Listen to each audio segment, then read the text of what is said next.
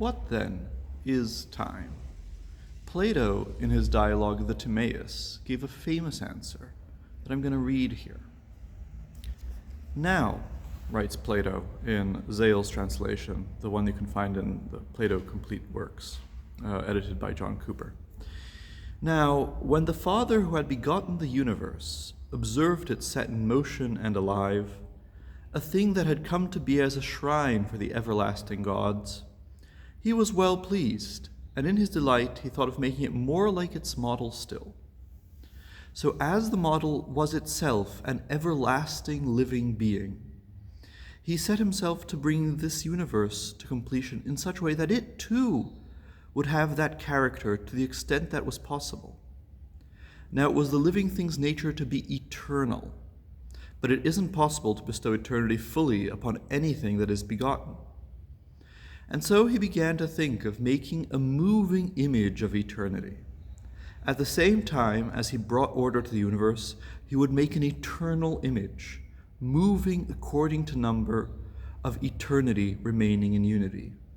This number, of course, is what we now call time.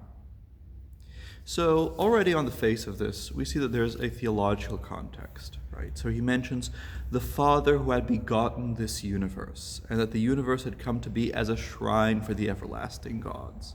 So there we have two references to gods, right? The one that's typically called the demiurge, and also these everlasting gods that the world is a statue or a shrine for.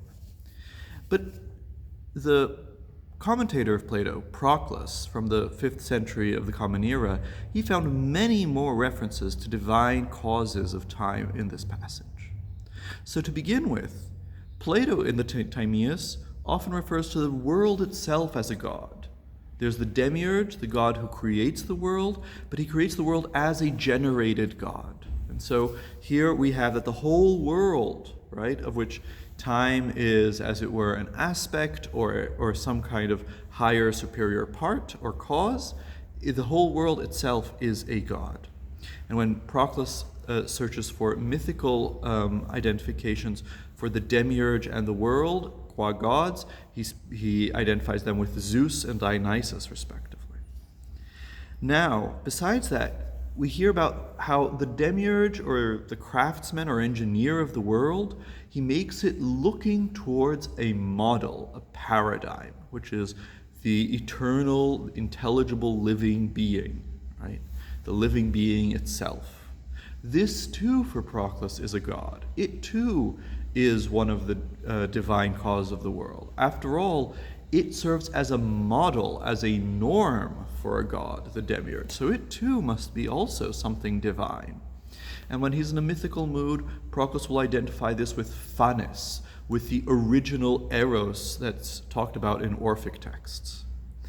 Now, besides these, he says time is an attempt to give to the world an image of the eternity of that living being.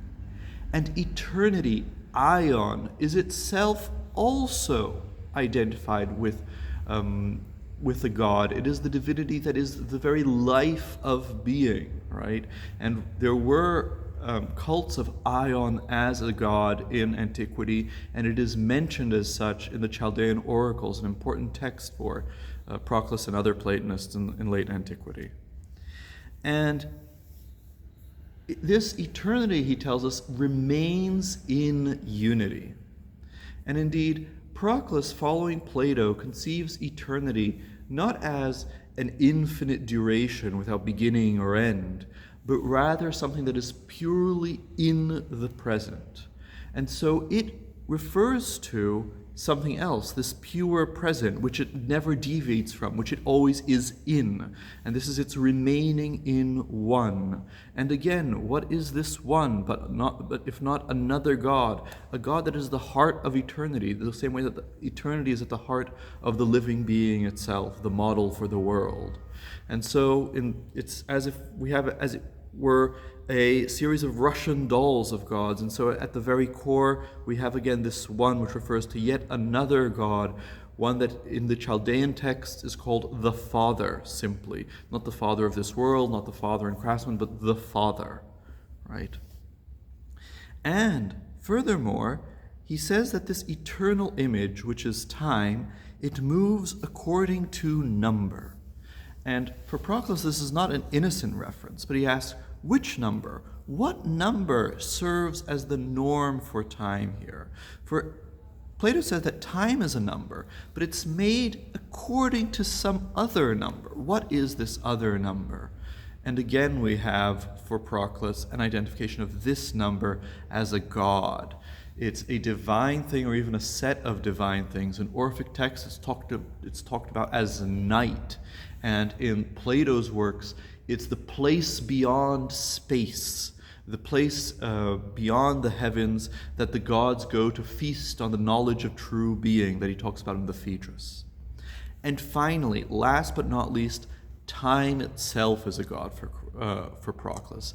He mentions invocations of time and how it has this particular shape image associated with it, which is the spiral image.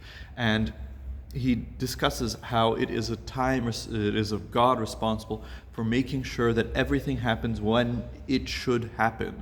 So that time is not only a god, but also a cause, and an organizing cause.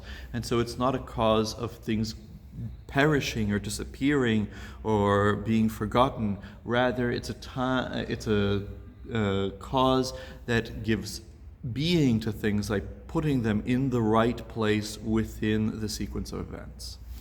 And so here we see that just in this short passage, Proclus identifies, as it were, 8 gods of time, 8 gods relevant to the understanding of time. There's the Father, the Demiurge. There's all these everlasting gods that the world is a shrine for. There's the world itself as a god. There's the living thing that is the model for the world. There is eternity that is the life of that model. There is the unity of presence, of being, which is the heart of eternity. There is the number according to which time is made. And finally, there is time itself. And we'll be seeing all of these gods, their mythic associations, and what Proclus has to say about them in my upcoming course, Time and the Gods. You can find a bigger description of the course below, and also there in the link you'll find where to enroll for the course. Thank you.